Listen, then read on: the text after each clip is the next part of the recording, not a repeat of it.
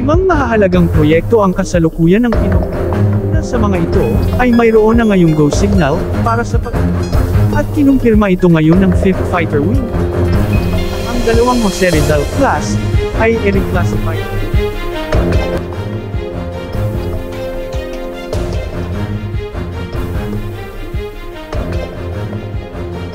Nireveal ng 5th Fighter Wing ng Philippine Air Force, nang ginanap ang ika-77 anibersaryo ng pagkakatatag nito, na may niluluto na silang proyekto, at nagbigay sila ng ilang interesting updates tungkol dito, bagamat narinig na natin ito minsan, ngunit unang pagkakataon ito na opisyal nilang kinumpirma ito.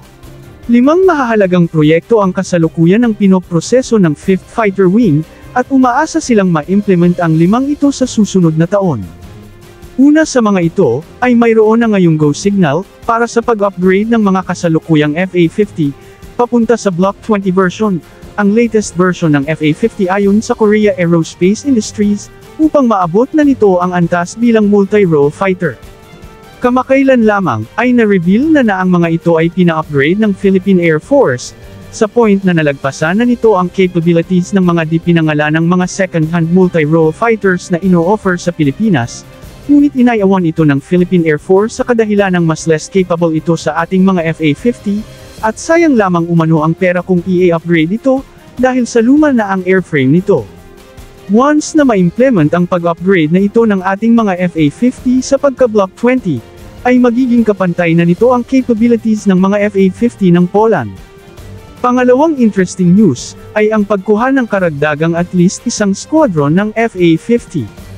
Tinalakay ito noon sa deliberasyon ng Kamara para sa budget ng depensa, at kinumpirma ito ngayon ng 5th Fighter Wing, na hinahanda na nila ang mga kailangang proseso, para sa pagbili nito. Ang pagbili ng mga bagong FA-50, at ang pag-upgrade ng mga kasalukuyan, ay makakatulong sa pagtaas ng kakayahan ng Philippine Air Force, dahil ang bawat isa sa mga Korean-made na mga fighter jets na ito, ay may mga karagdagang features, kumpara sa kasalukuyang configuration nito. Pangatlo, hinahanda na rin ng 5th Fighter Wing ang proseso, para sa karagdagang pagbili ng mga air surveillance radar. Ito ay tumutukoy sa third phase ng pagpapahusay ng Philippine Air Defense Identification Zone, na maaring pipiliin nila either radar ng Israeli na LM-2288AD Star Radar, o Mitsubishi Electric J, FPS-3ME radar ng Japan, na binili nila sa ilalim ng first phase and second phase radar acquisition program. Pang-apat, hinahanda na rin ng 5th Fighter Wing, ang proseso sa pagkuha ng karagdagang mga Ground-Based Air Defense Systems o GBADS. Sa kasalukuyan, ang Philippine Air Force ay mayroong Spider Medium-Range Air Defense System mula sa Rafael Advanced Systems ng Israel, at ang pag-acquire na ito ay bahagi sa pagpapalakas ng air defense support para sa mga fighter jets.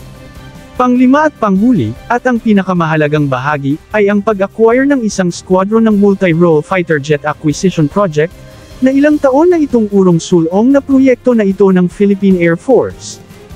Ang pagkaiba sa balitang acquisition na ito, ay this time, ilalagay nila ito sa on-program fund.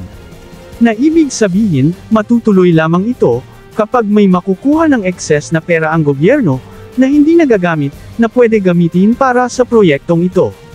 Ibig sabihin, nakakalungkot man, ay sabihin na nating di pa rin sigurado, ngunit at least may chance na, kumpara noon na talagang di kasama sa pinoproseso.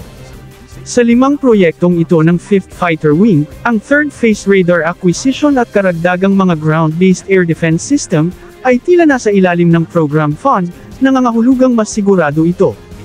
Ang pag-upgrade ng mga kasalukuyang mga FA-50 at pagbili ng mga additional na mga ito, at ang pagbili ng isang squadron na multi-role fighters, ay parehong inilagay sa on-program fund, na nangangahulugang mabibili lamang kapag may available na pera ang gobyerno.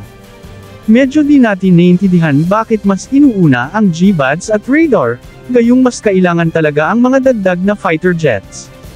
Ganun pa man, maraming mga pagkakataon sa history ng AFP modernization, na naibigay ng gobyerno ang on-program fund, at nabili ang mga nakalista doon. Sana ay ganun din ang mangyayari sa pagkakataong ito. Kaya naman, natutuwa pa rin tayo kahit papaano, na inumpisahan na nila ang proseso ng pag-acquire, kahit na ang tanging hadlang para sa mga proyektong ito, ay ang available na budget ng gobyerno. Napakagandang development pa rin ito para sa ating Philippine Air Force, sa pag-unlad at isang magandang kinabukasan para sa kanilang 5th Fighter Wing.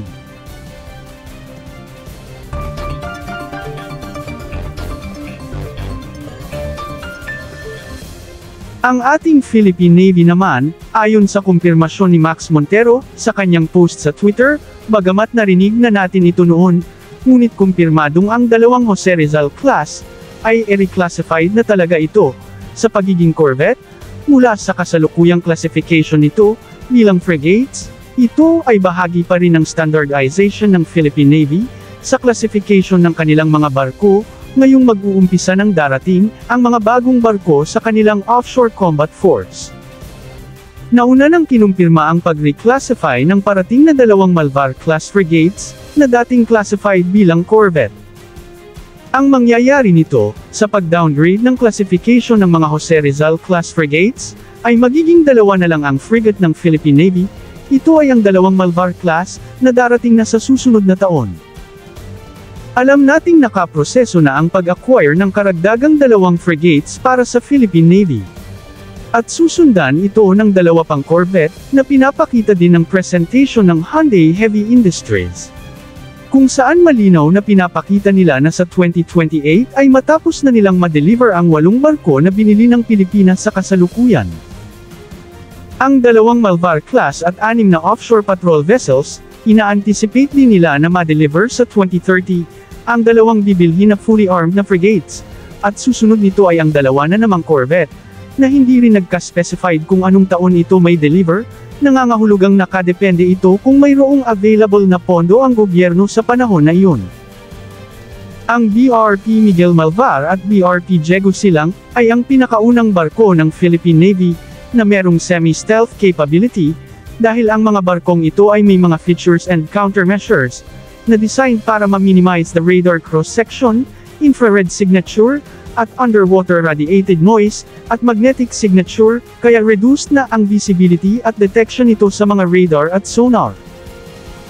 Inaasahan na rin na ang dalawang karagdagang frigates pagkatapos ng mga Malvar class, ay meron na ring mga semi-stealth capability tulad ng mga Malvar class, at kahit ang dalawang corvette pagkatapos ng dalawang frigates, ay inaasahang ganun din, dahil magiging standard na ito sa mga bagong barko ng Philippine Navy. Ang dalawang karagdagang corvette pagkatapos ng 2028, ay inaasahang reclassified ito bilang frigates, dahil magiging mas fully armed at multi-role ito, kumpara sa mga Jose Rizal class ngayon.